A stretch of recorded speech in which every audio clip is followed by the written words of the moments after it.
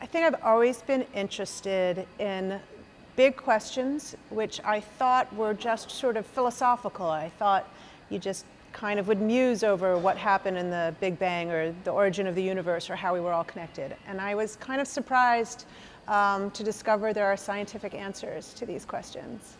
And I loved that, and I loved that not only were there scientific answers, but they were true for all of us, and it didn't matter what part of the world you came from or what part of the galaxy. So I think I always found that pretty amazing.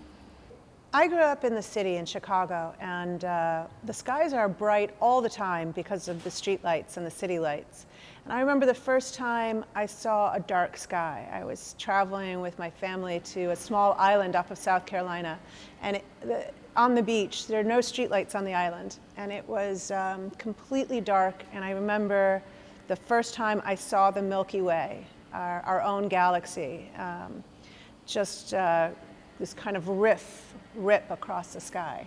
And I was so amazed. I mean, I had heard about it, but I had never seen it before. And I think that's always stuck with me. But at the time, I didn't think I'd be a scientist. So it kind of came back to me later that my interest in space was more than just sort of a passing curiosity. Well, I know that as a kid, I didn't recognize my own interest in science. I didn't recognize my skills as being those of a scientist, and yet they really are the obvious raw ones: the curiosity and the willingness just to sort of noodle around with things for a long time and ask a lot of questions. And I love the idea that